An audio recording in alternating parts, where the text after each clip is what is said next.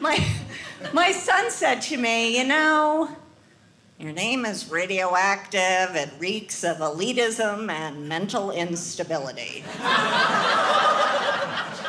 And I said, what, Karen? And he said, no, mommy. Teenagers. I have 2 teenagers, 15 and 17. I love, love, love them so much because they give me so much material. Maybe not as much now because they'll get mad and I need somebody to help me with my computer. But when they were younger, boy, I mean, I remember when my little one was about 4 years old, he said to me, he said, Mommy, when I grow up, if I have a little baby, does that mean you're going to be a grandma? I said, oh, you are dear. That's what it means. And then his older brother, who's kind of a smarty pants, like he refers to me as his birth mother. He says, Mommy, when I grow up, if I don't have a baby, does that mean you're just going to be an old lady? And I said, you're right. And instinct tells me, with that level of charm, you're going to be my roommate.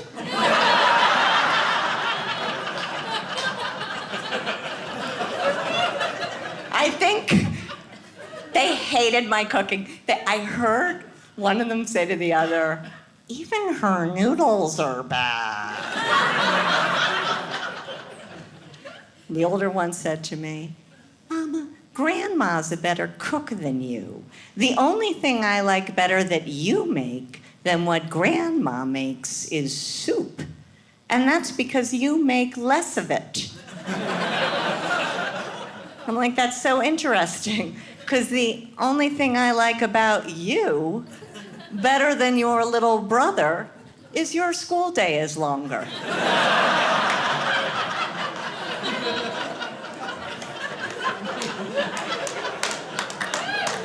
At least he's honest, right? At least he's honest. My little one was something of a liar. I remember when he was only 2, he went to his very first birthday party. He'd eaten 2 cupcakes. He was a little chubby, fat, whatever, relaxed if you shop at the Gap. And he said, may I have another cupcake? And I said, no. He said it again. May I have another cupcake? And I said, no. And then he turns to the mom of the birthday boy. May I have another cupcake? She's like, your mommy said no. And he said, that's not my mommy. He would throw me under a bus for icing. He was so cute at that. I remember just him sitting on my lap, staring into my eyes. And then suddenly he said, oh, Mommy, what's that? And I said, what? He said, the lines. What are those lines? And I said, oh, honeybee, those are called wrinkles. You can only see them up close.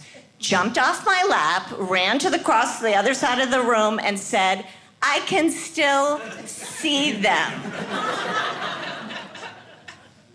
The hardest thing, I think, when you have little kids is the questions. It's constant, and you have to have patience. One day, my older son wouldn't stop. Mama, if you were to give birth to a crater, would you rather it be a girl crater or a boy crater? Mama, what if I ate a building? Mama, how many dimes will fit in my room? Mama, when was the first time you ever smelled a banana? So I'm having a stroke. I don't know if it's a real stroke, but it's like that vein here is like popping, right?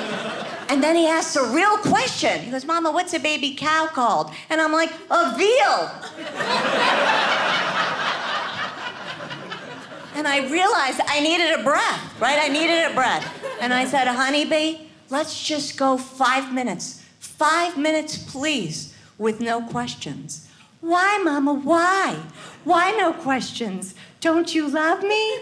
I love you. Why don't you love me? Why don't you love me? Why don't you love me? Why don't you love me? Why don't you? I called my husband and told him this. He's like, now you know what it's like to have a wife.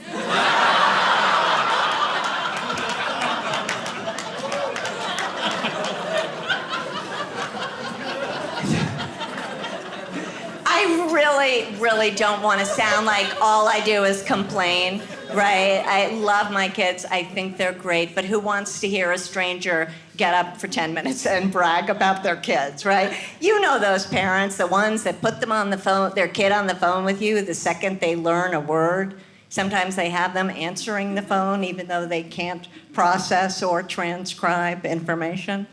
I call my friends up to wish them a Merry Christmas. I get this. I'm like, cute, no such thing as Santa Claus. Can you put your mommy on the phone?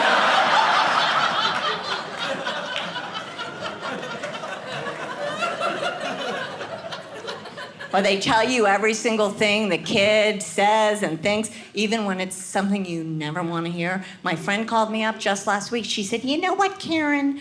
My Jordan likes your hair better the other way.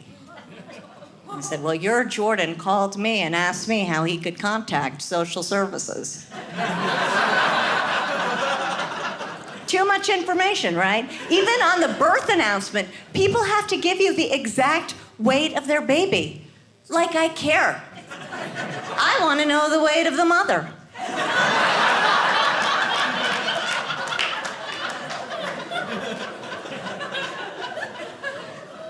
Sure if I'd be a good mom. I was really insecure. And then I realized I knew I was ready at this one time. I'm going to share it with you. I was on an airplane, and there was a little boy, he must have been 2 years old, like right behind me, crying and crying, and I felt awful. I'm thinking, what can I do? And then I remembered I had a piece of candy in my pocket. I took it out, I plopped it in my mouth, and then I felt a whole lot better.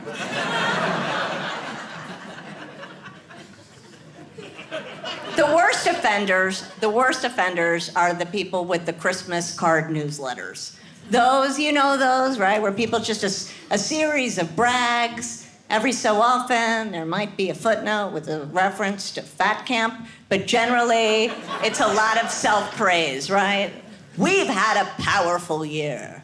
Baby Timmy, at the age of 8, has been asked to design the Freedom Tower. His little sister, Saffron Ophelia, at the age of 3, will be playing the harpsichord at Carnegie Hall. And as a family, we're all taking a walking trip around the world. I wrote my own newsletter after that one. We've had a powerful year. Baby Teddy, at the age of 4, can dismantle a phone and eat the battery in a single sitting.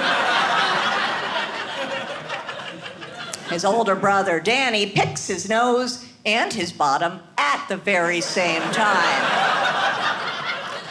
And as a family, we're all taking Nexium.